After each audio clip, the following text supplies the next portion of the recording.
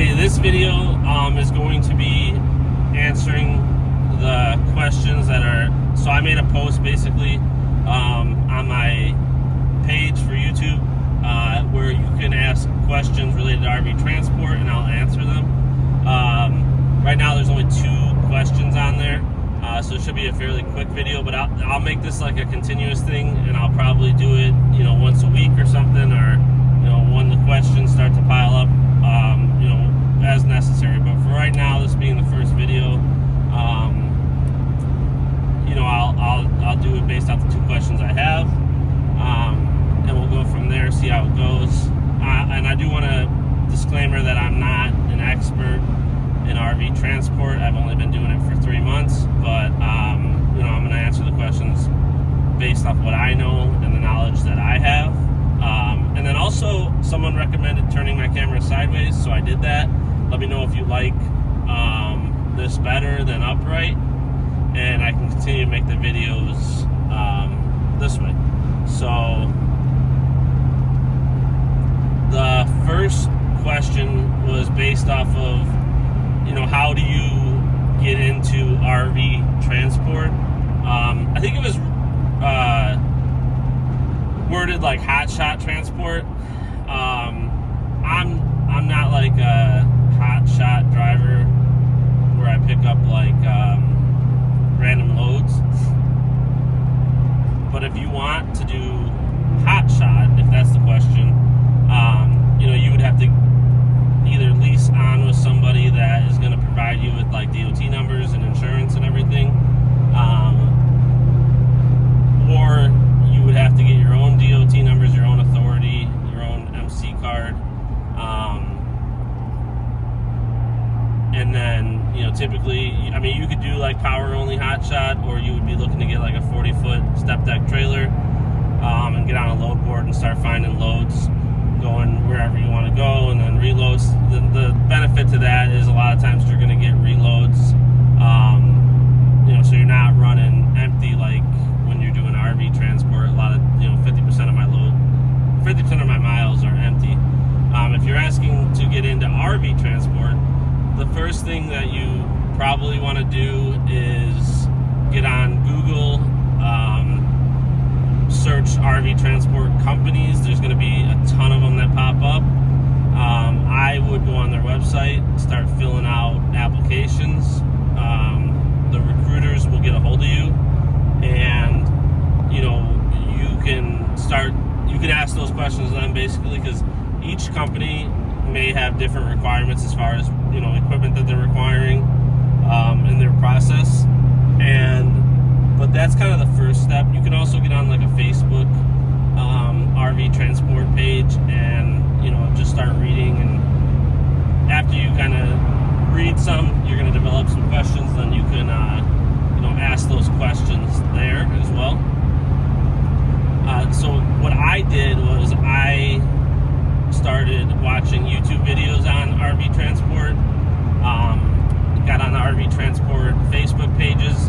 I didn't really ask any questions, I just kind of read, learned. I did that for like, at least 6 months, if not 9 months or so, and just kind of learned. I watched every video that I could find on RV transport, and just kept on researching and learning. And then when I decided that it's something that I wanted to for sure get into, then I started applying to the companies. I went on Google, I had searched RV transport, and I had already known of a lot of the companies just from the videos that I watched and just being on the Facebook pages doing some research. I think I even did like some reading on Reddit and just Google on there's like some RV transport forums that I don't think that they get like, I don't think they're used as much anymore now that there's Facebook pages, but you can read some like old data on it. There might be some new stuff, but I highly recommend watching YouTube videos. Obviously, if you're asking me these questions on YouTube, you probably already are doing that, but I would just gather as much information as you can, and then start applying, and then whatever specific questions you have, like is my truck capable? Most of the time they're going to require your truck to be like 10 years or newer, and it has to pass a DOT inspection, so it's going to have to be in fairly good condition. Now, if you have like a really clean older truck, a lot of times they'll make an exception. Some of them might not, and that's probably going to be related on their insurance, because you're leasing on and you're going on their insurance, and the company's insurance may not allow anything older than a certain point, and they may not make any exceptions. But that's all questions that you can ask the company that you apply to. I think I had applied to like 5 or 6 of them, and I want to say 2 or 3 of them reached back out. I passed on to like their next step, but I ended up getting in touch with the person that I leased on with through Facebook. He saw a post that I made, seeing that I wanted to be home most nights and just do like local short loads. So that fit really well for me. If you're able to be out on the road, you're gonna probably make more money. So I just do short loads. I'm home every night. I've never spent the night in my truck. So most of my loads are gonna pay between like $400 and $800. Whereas like some of these guys that are running long distance loads out west, where they're sleeping in their truck or getting a hotel or whatever, they might be getting $2,000-$3,000, sometimes more per load. So that's something you got to kind of think about. Are you wanting to be out on the road? If you are, great. You're going to probably make some more money, and at that point, you're going to want to figure out your sleeping situation and stuff like that. So I hope that answered that question. If there is more questions on that, just let me know, and I'll make another video. The other question that was asked was, if I was to start over again, would I do anything different as far as like equipment goes? I'm kind of up in the air on this right now. So when I started, I had a 2015 Ford F-350. It had like right at 200,000 miles when I started. So I traded it in shortly after to buy my current truck, which is a 2019 F-350 Platinum 4-door long bed. My other one was a 4-door short bed. Both of them had the 6.7 Power Stroke. Both of them tuned and deleted. So I love my truck, and I loved my last truck. This one is set up better for what I'm doing. My last one was leveled on 35, so with all-terrain tires. Not the best for towing or miles per gallon. It did just fine. It also only had, I think, a 26-gallon fuel tank.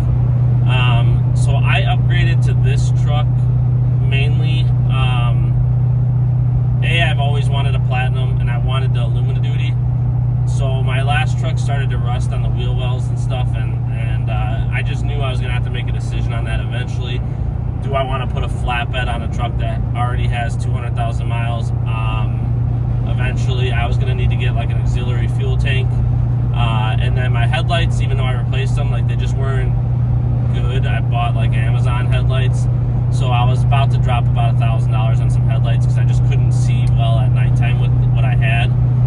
So with all that added up, I felt like upgrading to the truck I have. I got the 4-door long bed with the longer wheelbase. It's going to be a little better for towing.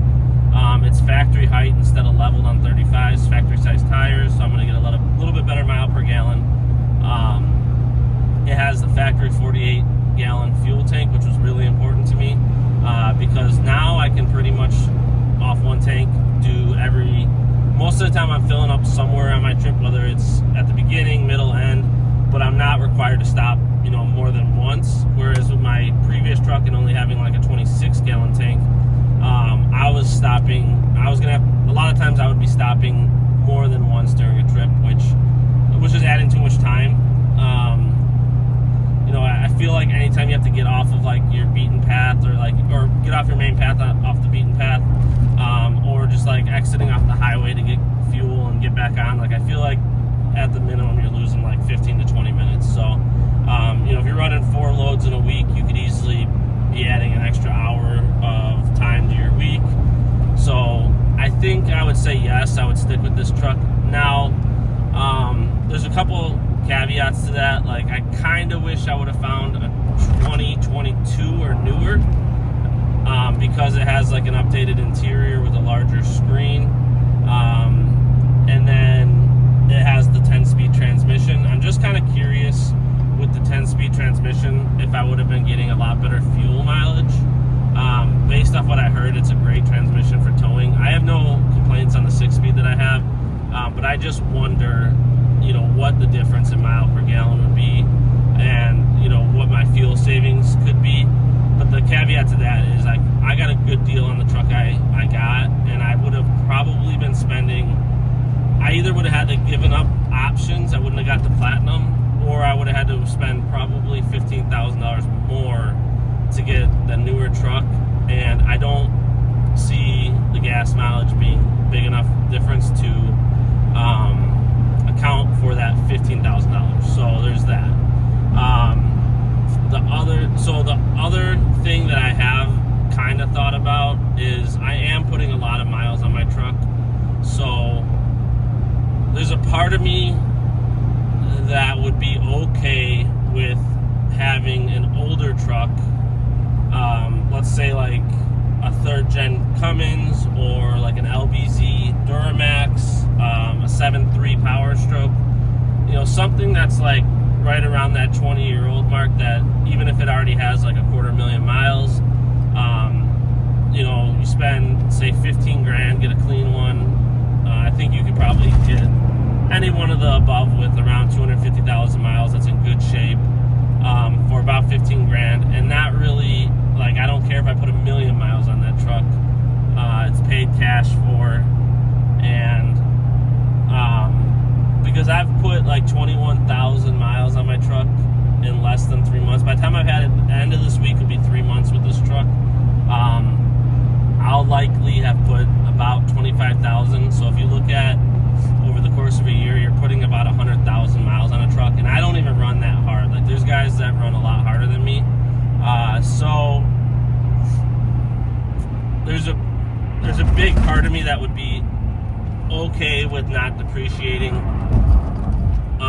a truck that I have a payment on. So the part of that to think about is, no matter how nice that older truck is, it's probably gonna cost you a little bit in maintenance. Like, obviously any truck you get, you're gonna have to maintain it. You're probably gonna have issues eventually. I think you're probably gonna run into more issues with one of those older trucks. They're gonna be likely cheaper on parts and labor to fix, or you might even be able to fix them yourself a little easier. So, but you may end up having downtime. So I could say, yeah, maybe a 20-year-old truck would be better. But again, if I did that, I might be hating life because I'm broken down on the side of the road. So I don't think you could really go wrong either way. If you already own, let's say, a 3rd gen Cummins that's in really good condition, use what you already have. And just go with that is what I would say. And then if you think that you want something with more creature comforts, you can always add that. You can always switch later. But getting into it, use what you have. If you don't have anything, my recommendation would be to spend as little as possible to get into it, so that you're capitalizing and you're making as much money off what you have. It's not exactly what I did, so but that's, if I was getting into it today, I would try to spend as little as possible to get into it, so that I'm keeping more money in my pocket. I don't have a 5th wheel hitch, so as far as equipment goes, I need to get one so that I can start towing 5th wheels. That is on my list. If I'm completely honest with you, I've never towed a 5th wheel, and that's probably my biggest hang-up is I don't really know much about anything 5th wheel related, like hooking up, what hitch is good. But I am looking to upgrade my travel trailer to a 5th wheel. I may be doing that soon, and if that's the case, then I will get a 5th wheel hitch put in. I'll get some practice with it, and I'll be able to tow those 5th wheels. So I definitely recommend that, because some of the times that I've been a little bit slow, I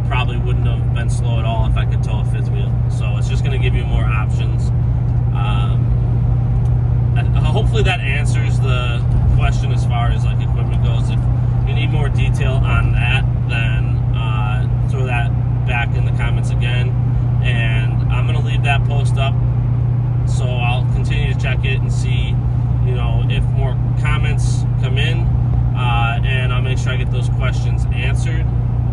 If you like this video,